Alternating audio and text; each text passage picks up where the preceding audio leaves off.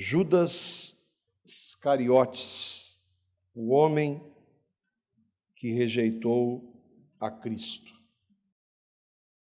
Nós estamos caminhando no Evangelho de João. Estamos no capítulo 13.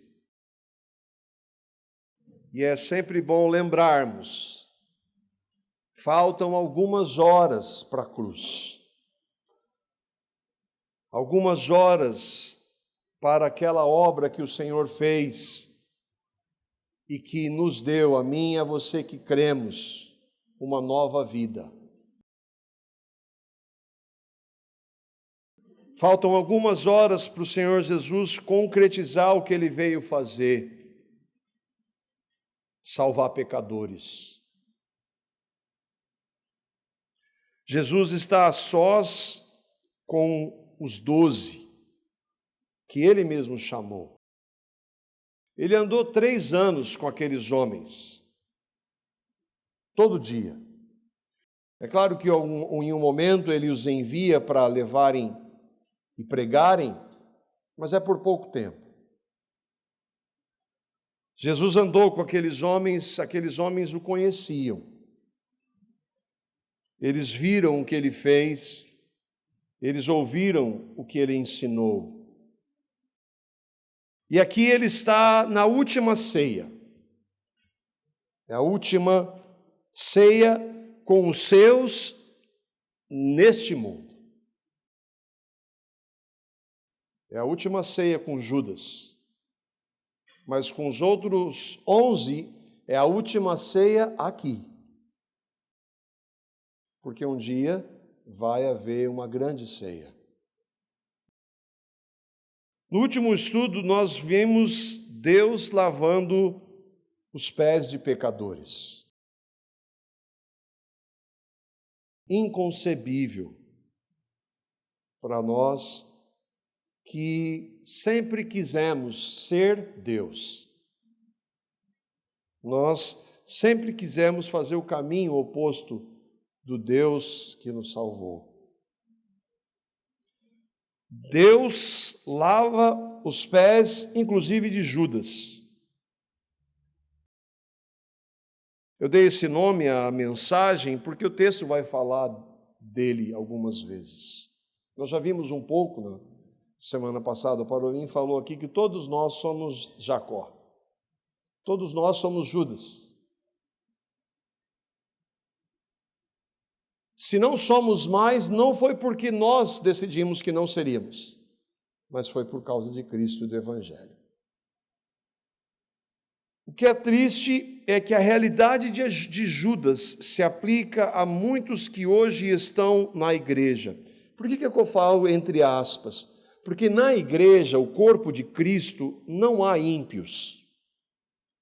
A igreja é o conjunto de todos aqueles que creram em Cristo.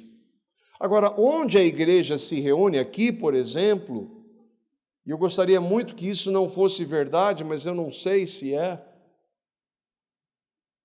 Assim como dentre aqueles 12 que andaram com Cristo, havia um que nunca creu, há muitos que hoje estão no meio da igreja evangélica e nunca creram. Não entendem, são cegos. E uma verdade que está ali na palavra é que sempre houve. O Senhor disse logo, um pouco antes, nós vamos ver isso ainda, antes dele subir ao céu, ele disse: vão e preguem o evangelho a toda criatura. Ele mandou pregar para todo mundo. E o evangelho sempre foi anunciado. Jesus falou por 3 anos para aqueles 12. Nós já falamos várias vezes na história, homens que creram no Evangelho pregaram a muitas pessoas. Mas assim como dentre os 12 havia um que não creu, sempre houve no meio da igreja, não os que são da igreja, aqueles que não creram, não creem.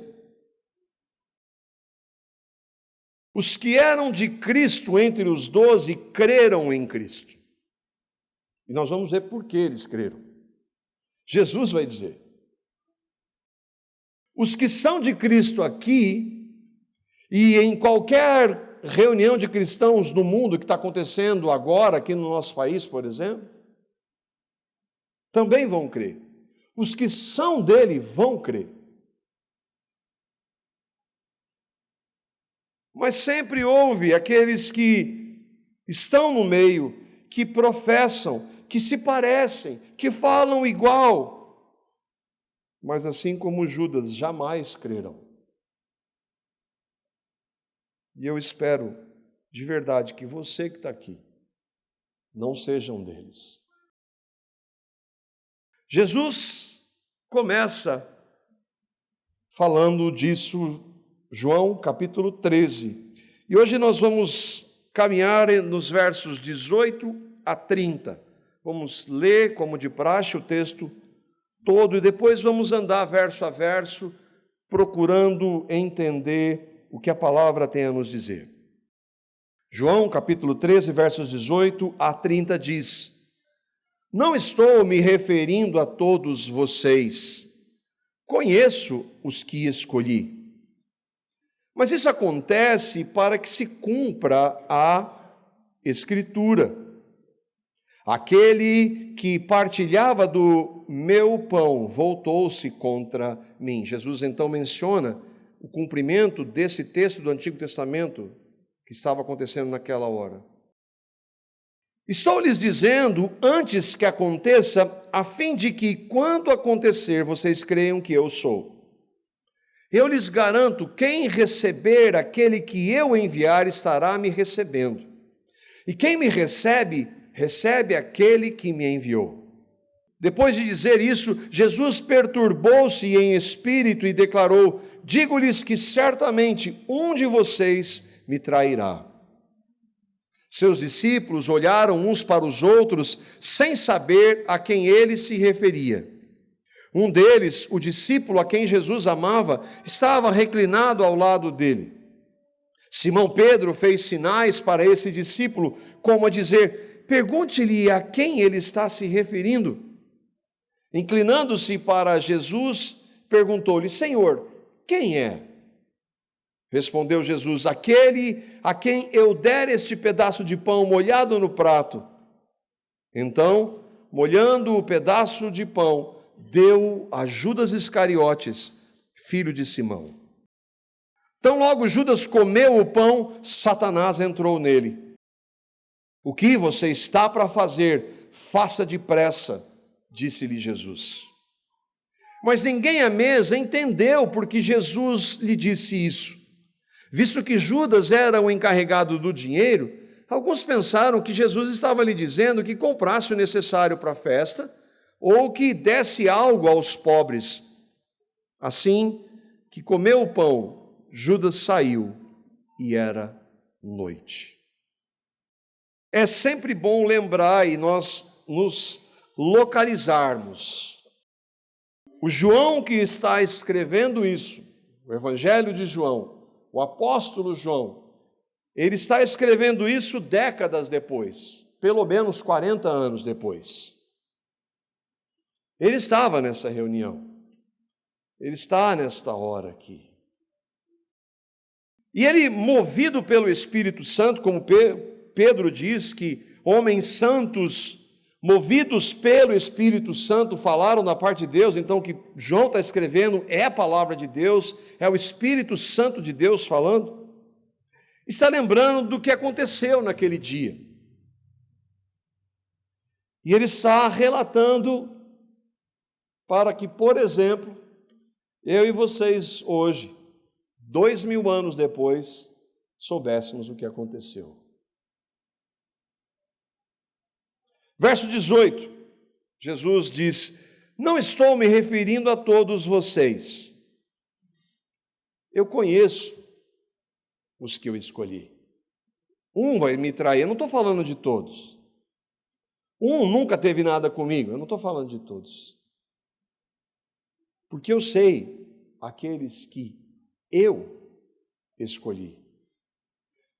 Quando a gente vê isso, por exemplo, e alguém pergunta, já me fizeram, você quer aceitar Jesus?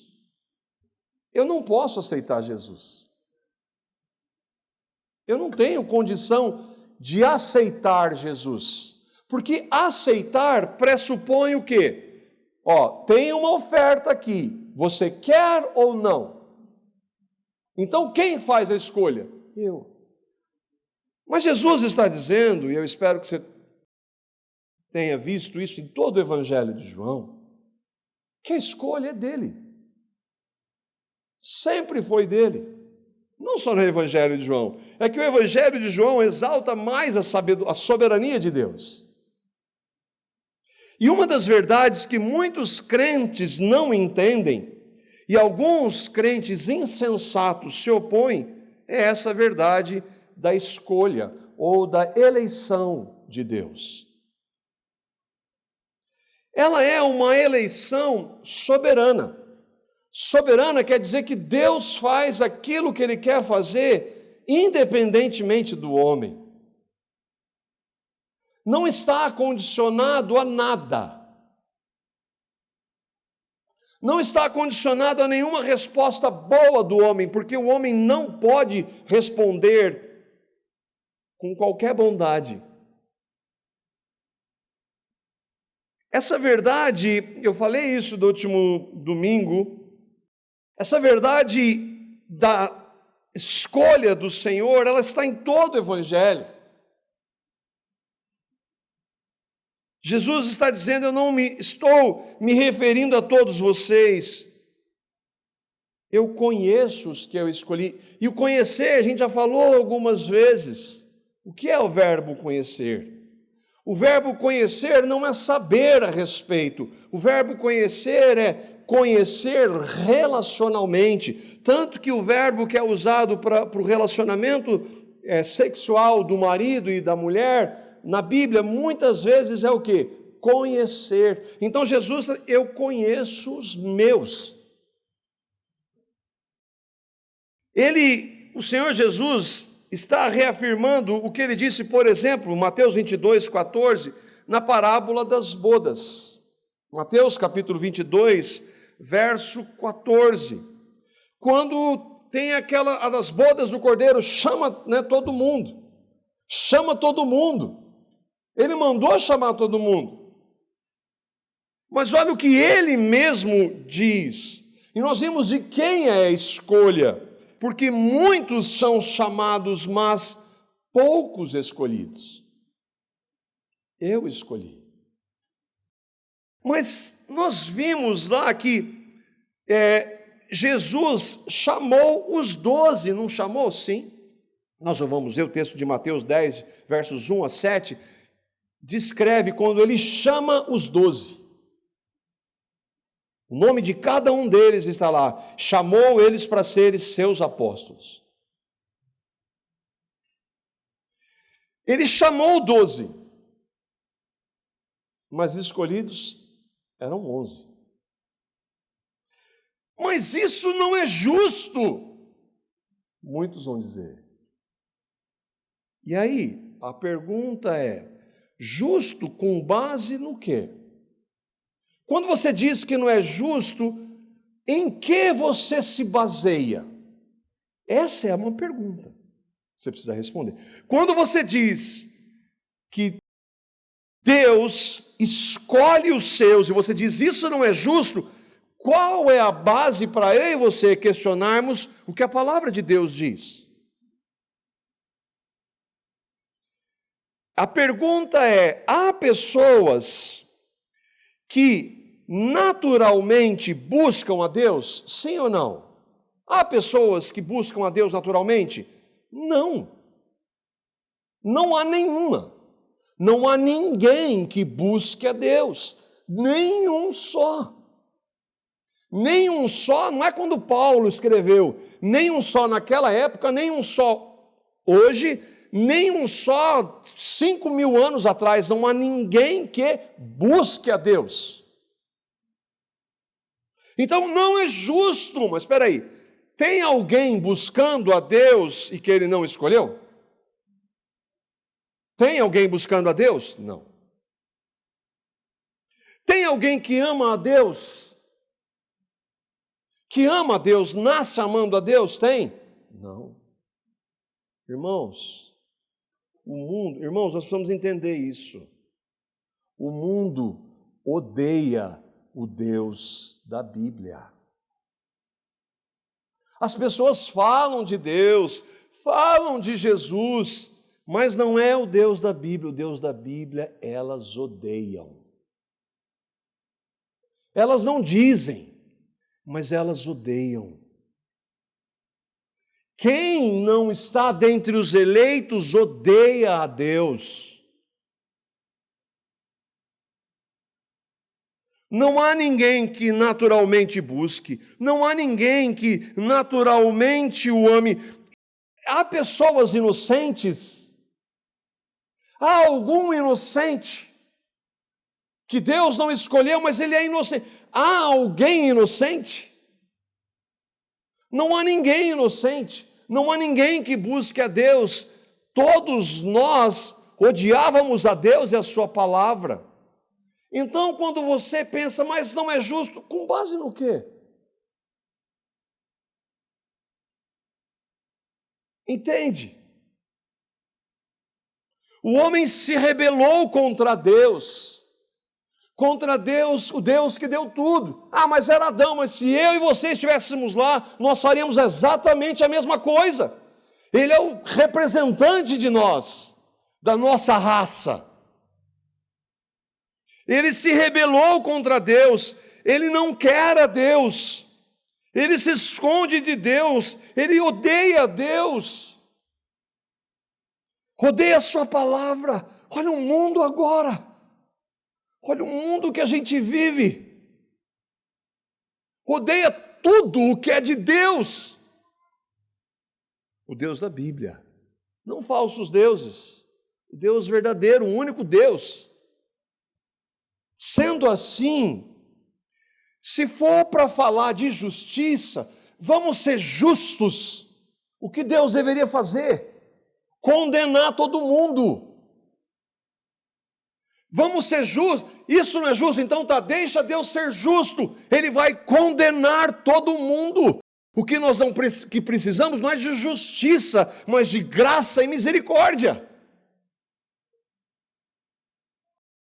Deus, sendo santo, teria que condenar todo homem que já existiu, porque todos nós pecamos muito contra Ele. E quando eu digo muito, irmãos, nenhum de nós, nenhum homem mais santo que já pisou sobre a face da terra, tem a menor ideia de quão grave é o pecado contra Deus.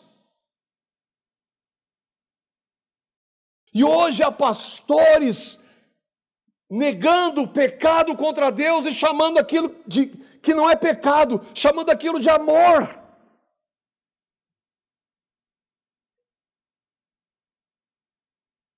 Agora, como Deus é, e louvado seja o Senhor, como Ele, além de ser justo, Ele é amor, Ele é graça, Ele é misericórdia. Sim, Ele é amor, graça e misericórdia, mas Ele é justo e santo. E aí, então Ele expressa a sua graça, o seu amor e a sua misericórdia com aqueles que Ele escolheu. Muitos creram no Evangelho, creram porque Deus os escolheu. Não creram porque Deus exerceu a sua justiça sobre eles, porque se Ele tivesse exercido, eu e vocês teríamos sido condenados, mas sabe o que Ele fez? Ele exerceu a justiça dEle, no Filho dEle, em Cristo, por nós. E as pessoas que rejeitam a justiça dEle vão ser condenadas, justamente. Agora não questione a justiça de Deus, quando Ele diz, eu escolhi. Quem é você para questionar isso? Deus não deixou de ser justo. Olhe para a cruz.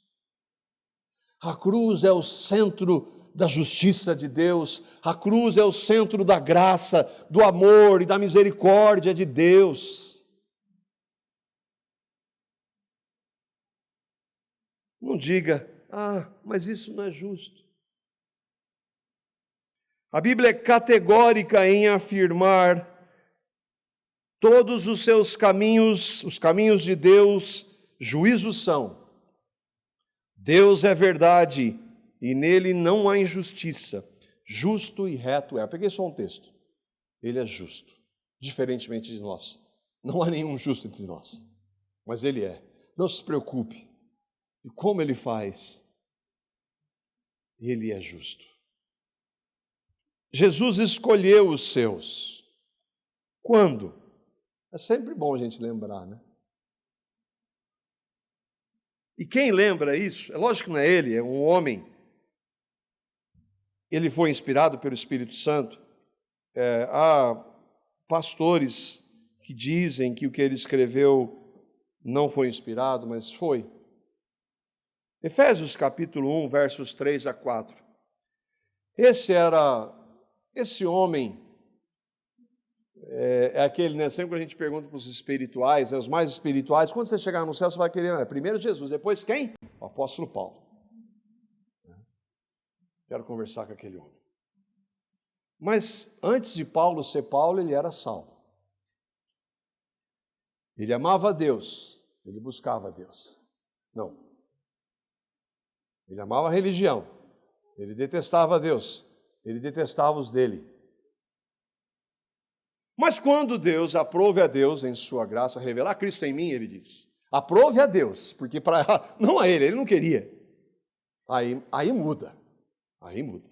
Olha o que ele diz, Efésios 1, 3 a 4, bendito o Deus e Pai de nosso Senhor Jesus Cristo, que nos tem abençoado com toda sorte de bênção espiritual nas regiões celestiais em Cristo. E aqui é o ponto. Assim como nos escolheu nele antes da fundação do mundo. Eu vos escolhi. Quando, Senhor? Antes da fundação do mundo. Para que não reste dúvida que a minha escolha é soberana. Nunca dependeu de você mesmo, porque quando eu te escolhi, você nem existia. Mas como é que é isso? A gente não sabe, mas é o que a Bíblia diz. Eu não estou me referindo a todos vocês. Se por um lado há a verdade absoluta da escolha soberana de Deus pelos seus, no mesmo texto há a verdade absoluta de que aqueles que são condenados porque rejeitam. Judas viu tudo que Jesus fez e disse. Me impressiona. Judas, ele fez milagres. Judas pregou o arrependimento. Judas fez tudo o que os demais fizeram. Mas ele nunca creu. Nunca creu em Cristo. Mas é Judas. Os demais eram bons? Os demais eram iguais, irmãos. Onde está a diferença? Vamos pegar Pedro. Judas traiu Jesus e Pedro. O que Pedro fez? Ele traiu 3 vezes. Ele deixou, mas Satanás entrou em Judas. Pedro se deixou levar por Satanás. Tem diferença? Mas por que Pedro está entre os escolhidos? Porque Deus é quem escolhe. Não há diferença. Não foi que Deus viu lá no futuro o Pedro, e a pior, se ele fosse ver alguma coisa no futuro, aí que ele não escolheria mesmo. Não é que ele viu que Pedro, ele se arrependeria e pela graça e ação do Espírito ele se arrependeu e virou um pregador da palavra. Mas Pedro só creu e só se arrependeu porque Deus o elegeu, porque Cristo o escolheu. Quinta eu estava ouvindo um bispo católico romano. A sua fala foi dita em 2017. 2017, nós celebramos os 500 anos da Reforma Protestante. Sobre a Reforma, ele diz: nós não comemoramos a Reforma Protestante, nós não comemoramos pecado. Eu gosto desse, sabe? Ele acredita naquilo, ele está totalmente cego. Mas o pior é aquele que fica no muro, tanto do lado católico quanto do lado evangélico. É o que o Senhor Jesus disse: eu vou vomitar da boca. Ou é frio ou é quente. Jesus disse isso. Essa é uma expressão que ninguém gosta de falar, mas Jesus disse: porque você não é frio nem quente, eu vou vomitar você da boca. Então aquele homem acredita naquilo, ele defende, ele chamou os 5 solas de heresia, ele acredita naquilo mesmo. Que todos os cristãos, os evangélicos, são hereges. E ele não comemora a Reforma Protestante. Mas um dos pilares da Reforma Protestante é somente a graça. Daí a razão dele não comemorar. Eles não acreditam nisso. No só a graça. Além de dizer que os 5 solas são heresia, ao falar da escolha de Deus, desse que nós estamos falando, Jesus diz: eu escolhi, ou a eleição, ou a predestinação, todas são palavras bíblicas. Isso não foi alguém que inventou não foi João Calvino que inventou isso, não foi Agostinho, isso é Bíblia. Há diferenças de interpretação. Né? Uma é aquela que pergunta, diz: isso é justo. Outra é aquilo que a gente viu na palavra. O fato é que aquele homem, ele questionou a predestinação, ou a eleição, ou a escolha de Deus. Essa eleição e predestinação, ela só é feita com base na soberania de Deus, em seu amor, graça e misericórdia. A soberania de Deus manifesta graça, amor e misericórdia para os seus. Então ele diz o seguinte: existe uma predestinação para o céu, mas uma predestinação que leva em conta os nossos méritos. É por isso que ele não gosta da sua graça. É por isso que não é só a fé. É por isso que não é só Cristo. É por isso que não é só Deus a glória. É por isso que não é só a Bíblia para o catolicismo. Muitos evangélicos diriam o mesmo, mas eles não vão dizer: não é os nossos méritos, é a nossa fé, porque a fé é minha. A fé é minha.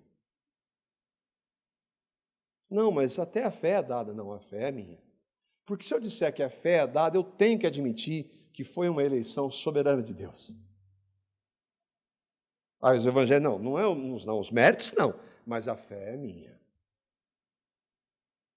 Pela graça sois salvos, mediante a fé.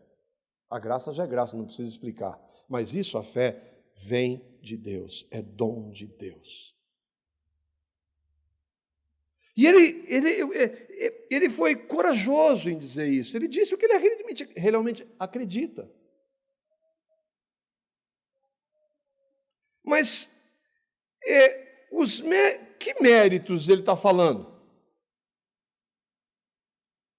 De acordo com ele, Jesus escolhe levando em conta os nossos méritos. Que méritos? Onde vê méritos na Bíblia? Nós nascemos em pecado. Nós somos filhos da ira, filhos do diabo. Vivemos na prática do pecado, não buscamos a Deus, não queremos a Deus.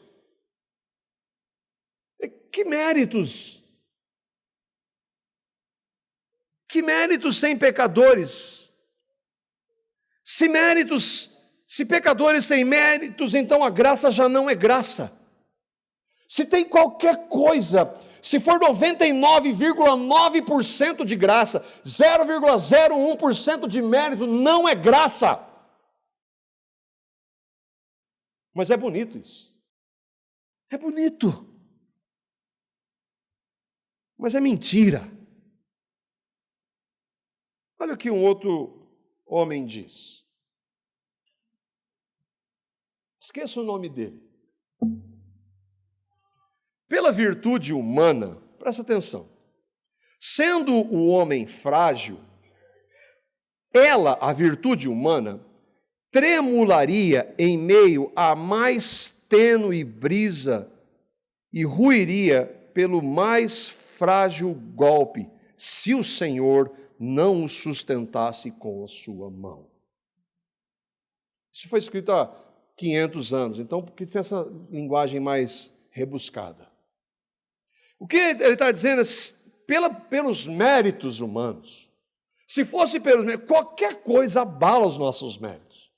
Então, quem nos sustenta não são os nossos méritos, mas é o Senhor que nos sustenta com a sua mão. Mas, como Ele governa aos que elegeu, todos os engenhos que porventura Satanás empregue não os impedirão de perseverar até o fim com firmeza inabalável. Está vendo? Somos nós que perseveramos. E Ele, Cristo, não atribui a eleição à perseverança deles, mas igualmente ao princípio da sua piedade. Nós perseveramos porque Ele nos dá a condição para perseverar. Nós somos salvos se perseverarmos, sim, mas a evidência de que nós somos salvos é a perseverança porque Ele nos dá. Não sou eu com a minha capacidade que persevero, não são os meus méritos, porque eu não tenho méritos. De onde se dá que determinada pessoa e não a outra devote-se à palavra de Deus? Por que um crê e o outro não? É isso que ele está falando. É porque a pessoa que se devota, foi escolhida por Cristo.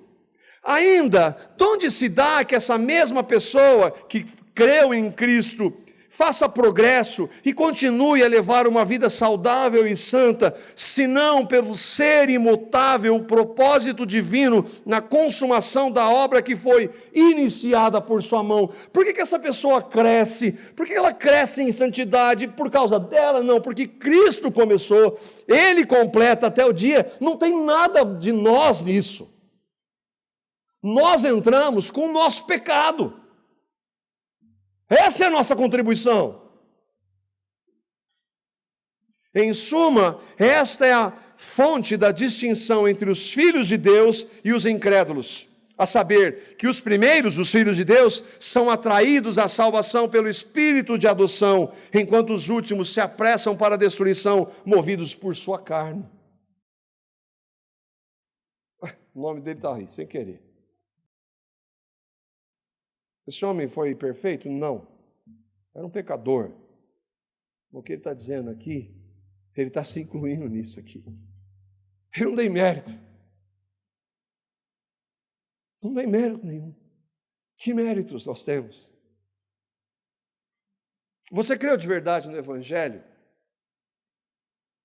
Não havia, não há, nem haverá nada em nós. Não há mérito em nós. Nada. Deus não viu nada em nós. Ele viu sim pecado, por isso que Ele deu o seu Filho por nós, por aqueles por quem Cristo morreu. Voltando lá para o verso 18, a gente está no verso 18 ainda. Não estou me referindo a todos vocês, conheço os que escolhi, mas isso aconteceu para que se cumpra a Escritura. Não dá para deixar passar. Jesus, Deus. Deus precisa da Escritura? Não. Mas o Jesus, que muitos dizem hoje que é um outro Jesus, ele sempre se referia à Escritura. Por que será, né? Se ele é Deus, ele precisava de alguma comprovação? Não. Ele é Deus. Eu sou Deus, o que eu disse é. Mas ele diz sempre, sempre, se cumpra a Escritura. Está escrito, está escrito. Por quê? Para que a gente saiba que se Jesus está se baseando na Escritura, é porque ela é a palavra de Deus, ela continua sendo a palavra de Deus. Verso 19. Estou lhes dizendo antes que aconteça, a fim de que quando acontecer, vocês creiam que eu sou. Ele está dizendo que vai acontecer a traição. Eu já estou dizendo para vocês, ele já tinha feito vários sinais mostrando que ele é. Ele é. Ele é. Jesus é. Jesus era, não dá para a gente falar Jesus era. Ele é. Ele está fora do tempo. Eu estou dizendo para vocês, e ele está mostrando quem ele é, o eu sou, só ele pode ver lá na frente, mesmo porque ele decretou tudo. João escreve isso 40 anos depois, e ele está lembrando, é verdade, Senhor. O que o Senhor disse, naquela noite eu estava ali, eu não estava entendendo, ele vai falar isso. É verdade, hoje eu vejo. Isso é demais, irmãos. E aí ele diz, mais uma profecia do Senhor, eu lhes garanto, quem receber aquele que eu enviar estará me recebendo, e quem me recebe, recebe aquele que me enviou. Ele está falando ali para 11, um que não era, e os 11, todos os 11 corajosos estavam prontos para morrer para Jesus. É assim? Não. A gente vai ver o que acontece. Todos fogem de medo. Mas Jesus, como Jesus escolheu aqueles, isso ia acontecer. E aconteceu ou não? Aqueles medrosos, o que aconteceu depois? Eles creram no Evangelho, eles já tinham crido. Vem o poder do Espírito e muda a vida daqueles homens. De covardes, eles morrem por Cristo. E quando eu enviar vocês, aqueles que me receberem, vocês me recebem. E recebem o Pai, que todo mundo aqui rejeita. Os judeus tinham Deus, nós somos filhos de Abraão, mas eles não creram em Cristo, então eles não creram em Deus Pai. Jesus está falando isso para aqueles homens, Jesus está falando isso para João, e João, ele está escrevendo o seu evangelho, ele vai escrever as suas cartas, ele vai escrever o Apocalipse, fazendo exatamente isso. Quem recebesse João estaria recebendo a Cristo. E hoje eu e vocês, quando pregamos o evangelho, e alguém crê no evangelho, essa pessoa está recebendo a Cristo. A maior dádiva da história. E que maravilha, ainda que vasos de barro, pecadores como nós somos, como eles eram, Deus usa. Que privilégio. Você tem falado de Cristo? Você fala de Jesus ou não? Por outro lado, triste e infelizmente há aqueles que, como Judas, não recebem. Judas não recebeu. Jesus pregou e multidões ouviram e não creram. Os apóstolos saíram e começaram a pregar e começaram a ser perseguidos. Nessa passagem a gente vê a exclusividade de Cristo. Hoje é inacreditável pastores dizer que pessoas podem ser salvas em outras religiões, salvas por obras, pastores dizer isso. Você creu no Evangelho, você está entre esses que ele escolheu, você tem certeza disso? Se tiver um infarto fulminante hoje, para onde você vai? Se for um infarto fulminante, tem o doutor Gabriel, que é o doutor Etel, que às vezes pode dar uma ajuda, mas às vezes nem dá tempo, e aí? Você vai para onde? Se você creu em Cristo, você vai estar na presença dele. Houve um momento em que você creu no que ele fez, o recebeu, se arrependeu de seus pecados, você tem certeza disso. Você tem convicção de que quando Cristo morreu na cruz, ele morreu por você. Você coloca o seu nome lá. Cristo morreu por mim, Marco. Ele fez isso por amor e de graça, porque ele me escolheu e ele me deu a sua vida. E ainda que eu cometa alguns pecados agora, eu fui um eleito, não tem como mudar isso. Você creu no Evangelho. Verso 21. Depois de dizer isso, Jesus perturbou-se em espírito e declarou: digo-lhes que certamente um de vocês me trairá. Um dos mistérios da verdadeira fé é que Cristo, Ele é Deus, Jesus é Deus e homem. Como? A gente não entende, mas a Bíblia diz que é.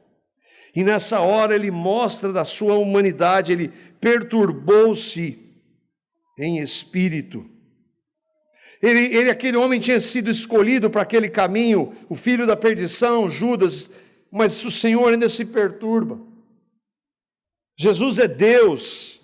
A palavra diz que Ele é quem mantém o universo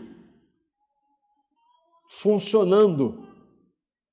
Ele sustenta todas as coisas pela palavra do seu poder. Não são leis, mas o Deus que estabeleceu a lei, as leis, Ele sustenta o universo. Mas nessa hora, a hora que Ele vê que um daqueles homens vai traí-lo, Ele se perturba em seu espírito. A reação de um homem santo, Deus em carne: um de vocês vai me trair. Versos 22 a 25. Seus discípulos olharam uns para os outros, sem saber a quem ele se referia. Um deles, o discípulo a quem Jesus amava, estava reclinado ao lado dele. Simão Pedro fez sinais para esse discípulo, como a dizer: e pergunte aí, para quem que é? João, você está perto dele. Pedro. Eu acho que eu quero conversar com Pedro primeiro. Inclinando-se para Jesus, perguntou-lhe: Senhor, quem é? Eu vejo essa pergunta como eles dizem: será que sou eu? Será que sou eu? Eles não disseram isso? Mateus 26, 22, não está em João, mas está em Mateus. E eles, muitíssimo contristados, começaram um por um a perguntar: porventura sou eu, Senhor? Porque eu não quero que seja. Eu não quero que seja eu. Judas não está preocupado com isso.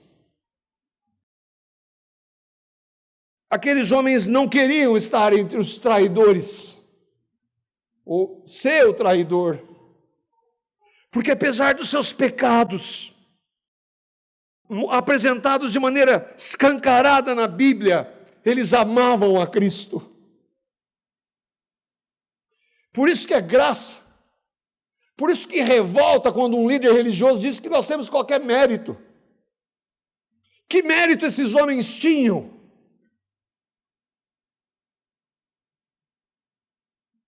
Parece que eles sabiam do potencial que eles tinham para fazer isso.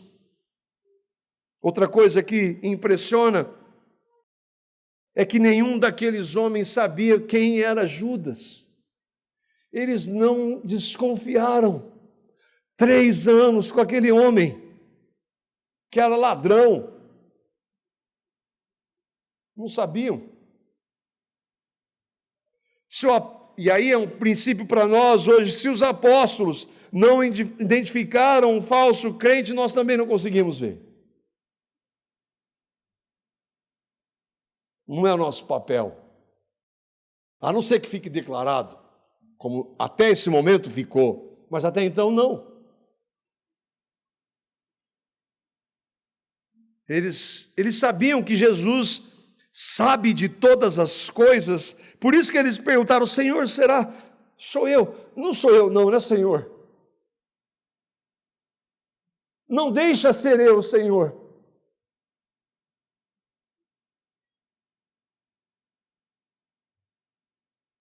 O Pedro que falou para João, nós não sabemos, é João quem está escrevendo, e o discípulo a quem Jesus amava é João. Nós não sabemos por que João não se refere. Mas outra coisa, irmãos, não é que sim, Jesus tinha um amor especial por João. É que João sabia como Jesus o amava. Aquele discípulo que Jesus amava sou eu. Eu que estou escrevendo isso aqui agora. Eu sei que ele me amava e que ele me ama. Pedro, sempre impetuoso, e dos versos 26 a 30 a gente termina. Respondeu Jesus: aquele a quem eu der este pedaço de pão molhado no prato, é o que vai me trair. Então, molhando o pedaço de pão, deu a Judas Iscariotes, filho de Simão. Então, logo Judas, Iscariotes não era o sobrenome, é porque ele era da região, a região que tinha esse nome. Então, logo Judas comeu o pão, Satanás entrou nele. O que você está para fazer, faça depressa, disse-lhe Jesus. Por que ele disse isso? A gente pode pensar do coração dele se turbando por causa daquilo. Lembra, nós vamos ver quando Judas vai então finalmente entregá-lo, o que ele faz? Ele dá um beijo que Jesus disse: aqui veio, amigo.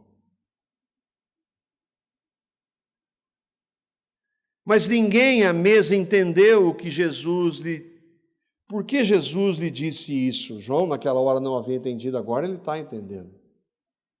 Visto que Judas era o encarregado do dinheiro, alguns pensaram que Jesus estava lhe dizendo ao que comprasse o que era necessário para a festa. Lembra, eles vão celebrar a Páscoa. E eles não entenderam, e Judas era o responsável, era o tesoureiro do grupo, era ladrão, a palavra diz que ele roubava dinheiro dali. Aí ele comeu, Judas saiu, e o texto diz que era noite. Trevas.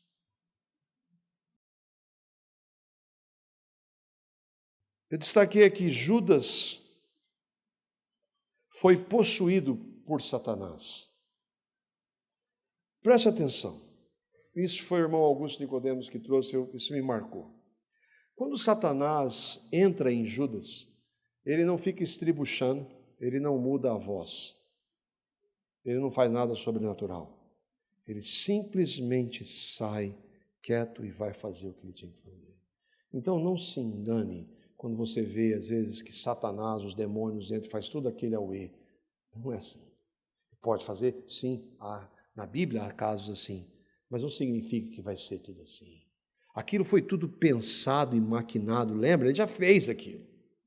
O coração dele já está totalmente oposto a Cristo. Então, Satanás entra e aí então ele vai concretizar o que ele queria fazer.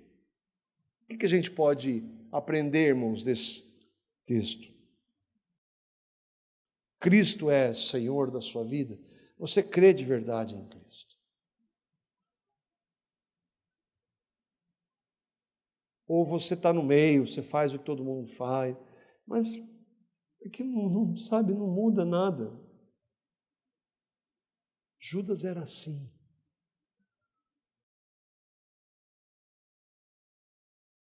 Se você ainda não crê, mas eu não consigo, eu não entendo isso. Então diga: Deus, revele o Evangelho. Fale comigo, eu quero isso, se é verdade. Se isso é verdade, eu quero. Revele Jesus para mim. Revele quem eu sou. Que não há méritos em mim, que eu não posso me salvar, que eu preciso de um Salvador e que o Salvador, o único, é Ele, Cristo. Me leve a me arrepender, a crer nele, porque tudo isso é ação da sua graça. E se eu e vocês cremos, irmãos, a eleição de Deus tem um alvo: nos humilhar. A eleição soberana de Deus é para dizer que foi Ele que fez tudo. E eu, se não fosse Ele, eu era o Judas. Não é para especular, não é para debater teologia. A eleição é para aqueles que creram, para dizer: Senhor, eu te louvo, porque o Senhor me amou, o Senhor me escolheu, O Senhor me levou à fé no seu Filho. Que o Espírito Santo revele Cristo para você que ainda não crê e para nós que cremos. Que Ele revele mais dele para a sua glória.